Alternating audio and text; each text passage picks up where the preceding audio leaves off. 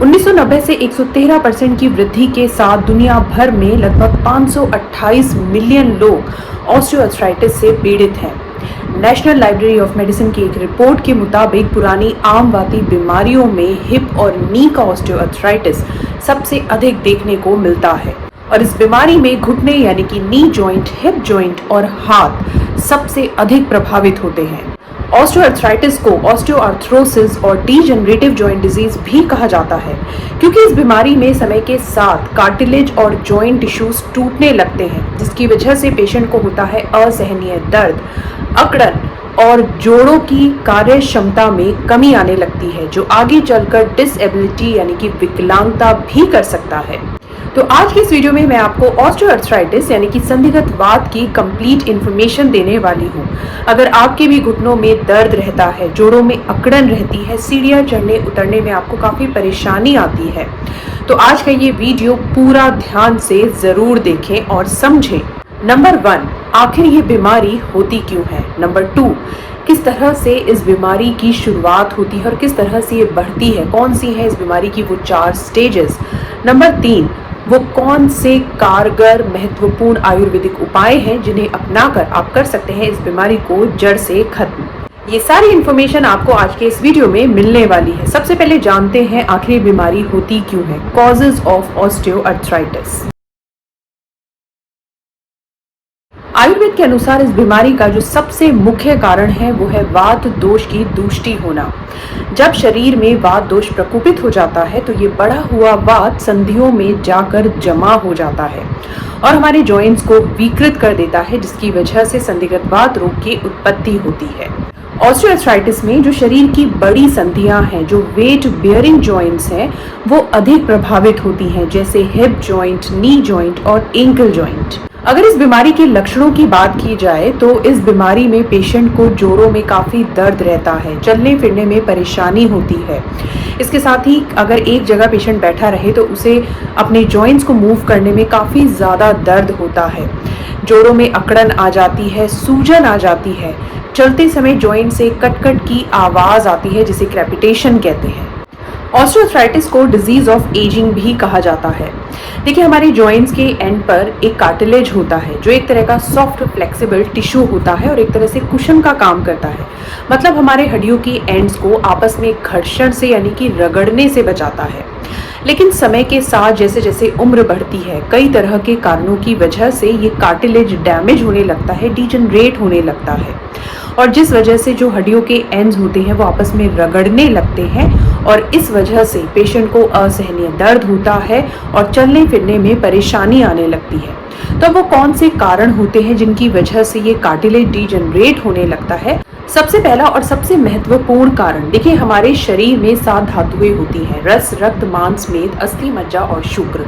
इन धातुओं का काम होता है हमारे शरीर के एक एक अंग को पोषण प्रदान करना, जिसकी वजह से हमारा शरीर चलता है, जीवित रहता है। उम्र बढ़ने के साथ धातुएं कम होने लगती हैं, इनका क्षय होने लगता है और जिस वजह से कार्टिलेज को भी पूरा पोषण नहीं मिल पाता है और इसी वजह से ये टूटने लगता है, डीजनरेट होने लगता है।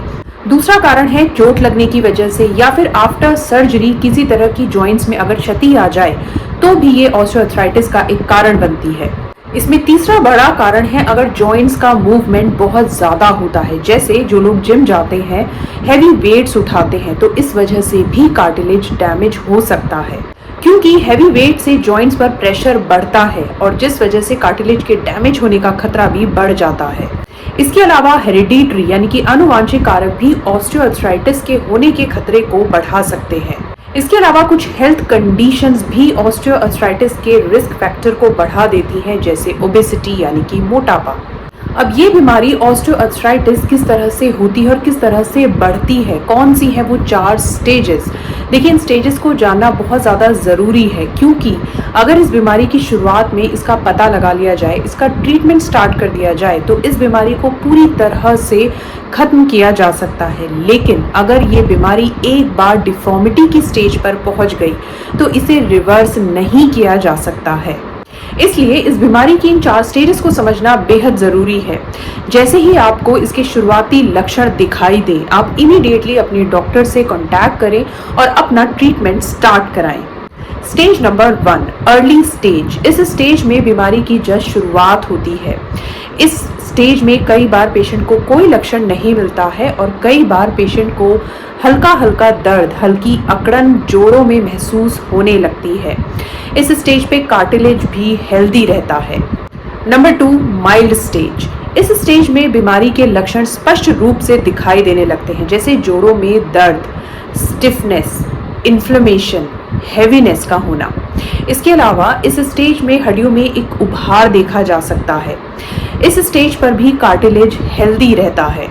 Stage number 3, moderate stage. इस स्टेज में कार्टिलेज थोड़ा थोड़ा प्रभावित होने लगता है, हड्डियों के बीच की जगह सिकुड़ने लगती है। इसके अलावा पेशेंट को चलने फिरने में, झुकने में दर्द रहने लगता है और लंबे समय तक बैठे रहने पर अक्सर ही हड्डियां अकड़ जाती हैं, उनमें सूजन आ जाती है।